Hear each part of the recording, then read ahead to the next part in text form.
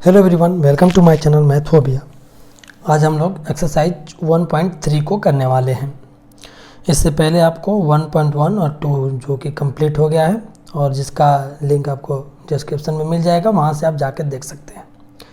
तो चलिए स्टार्ट करते हैं। आपको स्टार्ट करने से पहले छोटी सी रिक्वेस्ट है कि जिन्होंने अभी तक चैनल को नहीं सब्सक्राइब किया, प्लीज़ चैनल को सब्सक्राइब कर लें और साथ ही साथ बेल आइकन भी प्रेस कर लें ताकि आपको जो भी ऐसा इससे रिलेटेड 10th के मैथ से जो भी रिलेटेड आपको नोटिफिकेशन हो सबसे पहले मिले। तो चलिए बिना देर आप स्टार्ट करते हैं। आपको पहला क्वेश्चन है कि सिद्ध कीजिए कि √5 एक अपरिमेय संख्या है। परिमेय संख्या, अपरिमेय संख्या यानी रेशनल नंबर और इरेशनल नंबर क्या होता है, आप सबसे पहले उसको जान लीजिए थोड़ा सा कि किसको कहते हैं। परिमेय संख्या यानी रेशनल नंबर जो है आपका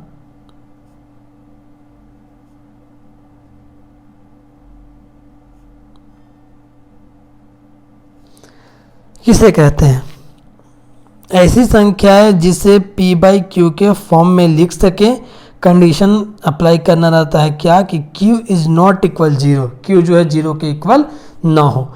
अब इसका मतलब क्या होता है हम लोग एग्जाम्पल से समझ लेते हैं। एग्जाम्पल का अगर एग्जाम्पल देख अगर करेंगे हम लोग तो जैसे कि मान लीजिए 2/3, 4/6 यानी अंश बटे हर के रूप में लिखिए, अंश बटे हर के रूप में लिखिए। ये हो गया आपको हिंदी में। और नॉमिनेटर बाय डिनोमिनेटर जैसे लिखते हैं हम लोग, यानी इस फॉर्म में लिखे बट्टे के फॉर्म में जिसको लिख सकते हैं जहां ये हर यानी डिनोमिनेटर जो है इक्वल ना हो 0 के।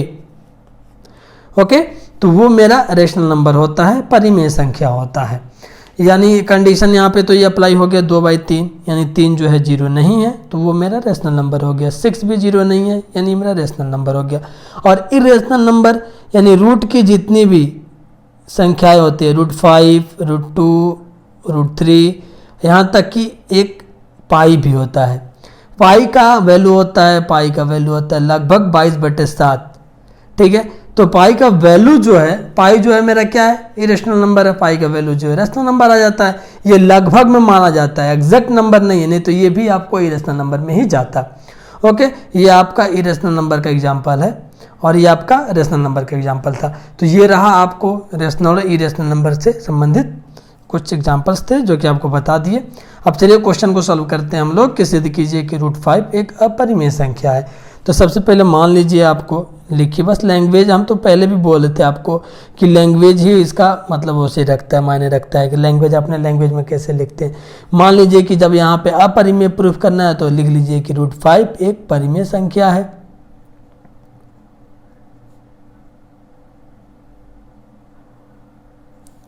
ओके, हो गया यहाँ पे कि √5 जो मेरा क्या है, परिमेय संख्या है। अब करना कुछ नहीं है, अब लिखिए यहाँ पे कि इसलिए √5 is equal to a/b। a और b मेरा क्या है, एक तरह से पूर्णांक है। ठीक है, और जहाँ b इज नॉट इक्वल 0 यानी हम यहाँ पे दिखा दिए, जब यहाँ पे परिमेय संख्या हम मान लिए हैं कि √5 मेरा परिमेय संख्या है तो उसको पूरा दिखा दिए हम लोग कि a/b के फॉर्म में लिख लेंगे इसको। b is not equal 0, b 0 के इक्वल नहीं है, यानी यहाँ पे कंडीशन अप्लाई कर दिए हम लोग रेशनल नंबर का, परिमेय संख्या, जो कि अभी आपको एग्जाम्पल देके मैंने आपको बताया था। ठीक है, तब यहाँ पे बस लैंग्वेज लिखिए। a और b क्या है मेरा, a और b पूर्णांक है, इंटीजर है।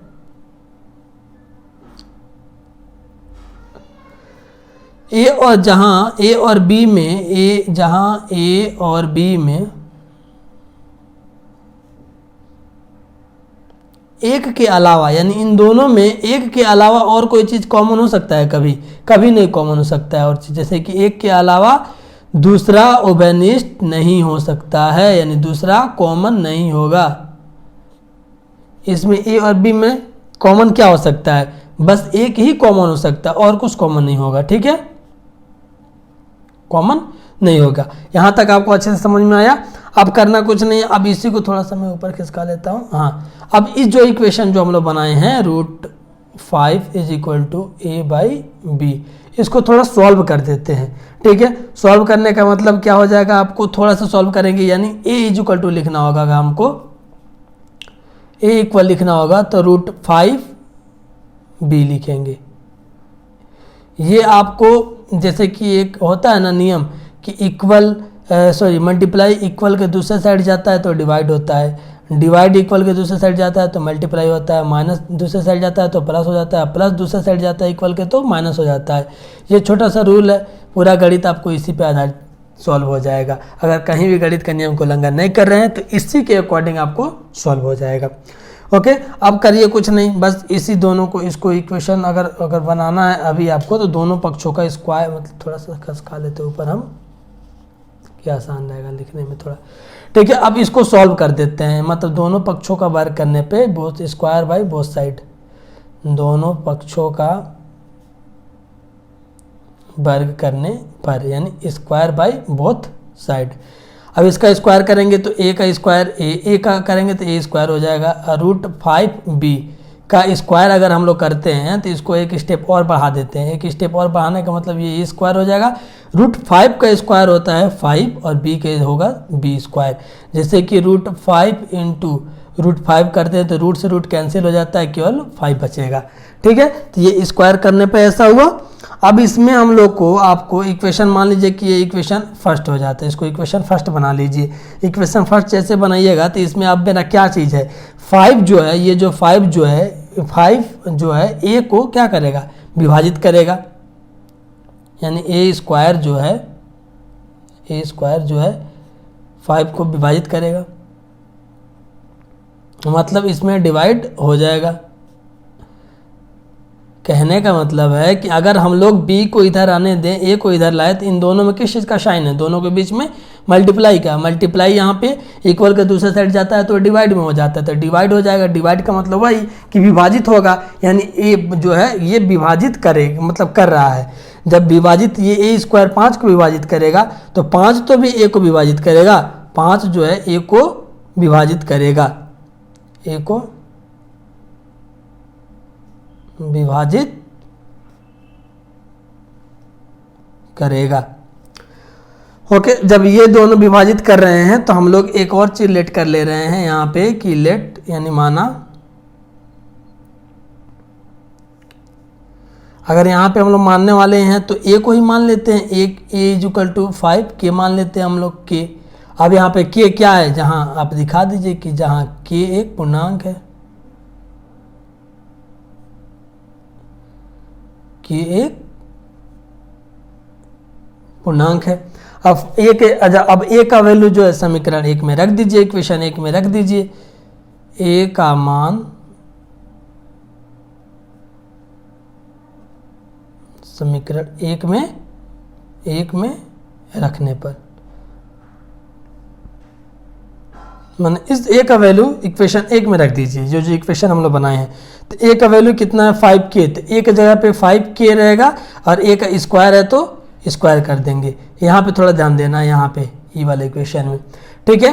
और इक्वल के दूसरा साइड क्या है मेरा, 5b स्क्वायर। अब इसको थोड़ा सा सॉल्व कर देंगे। जब इसको सॉल्व करेंगे तो 5k का स्क्वायर मतलब 5 का स्क्वायर यानी 25, और k का मतलब k स्क्वायर, और इधर जो है आपका 5b स्क्वायर।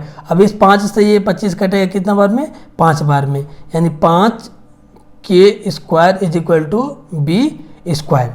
यहाँ तक कोई प्रॉब्लम किसी को नहीं होनी चाहिए, ठीक है। जब यहाँ पे 5k स्क्वायर = b स्क्वायर हो गया, यहाँ पे a स्क्वायर यानी 5b स्क्वायर था, और वहाँ पे 5 जो है a को विभाजित करेगा, तो यहाँ भी 5 जो है b को विभाजित करेगा, 5b को विभाजित करेगा, डिवाइड होगा क्या, दिख भी रहा है, क्योंकि अभी बता रहे आपको कैसे विभाजित करेगा। ये k स्क्वायर अगर हमको निकालना हो तो 5 और k के बीच में किस चीज़ का रिलेशन है, कुछ नहीं है तो इनटू का रिलेशन है, और इनटू इक्वल के दूसरे साइड जाता है तो डिवाइड हो जाता है, तो ये आपका b/5 हो जाएगा। यानी 5 जो है b को विभाजित करेगा, और ये जो है मेरा क्या बोलते हैं उसको, विभाजित करेगा, यानी डिवाइड होगा ही होगा। जब ये दोनों जब डिवाइड होगा तब यहाँ पे इसको इक्वेशन मान लेते हैं, इसको इक्वेशन 3 मान लीजिए। सॉरी, यहाँ पे इक्वेशन बनाना था ना हमको, ये इक्वेशन 2 हो गया, इक्वेशन फर्स्ट बना था, इक्वेशन 3। अब हमको 3 इक्वेशन मिल गया, equation first, equation 2 and equation 3। अब इस तीनों को अगर हम लोग इस तीनों को यहाँ पे हम लिखते हैं थोड़ा सा,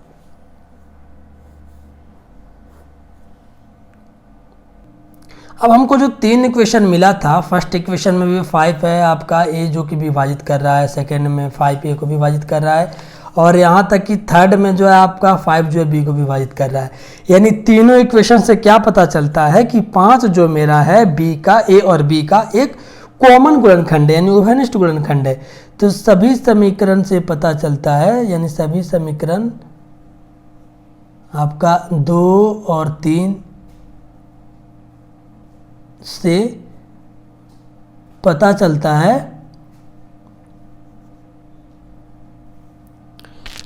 कि ए और बी का गुणनखंड 5 है।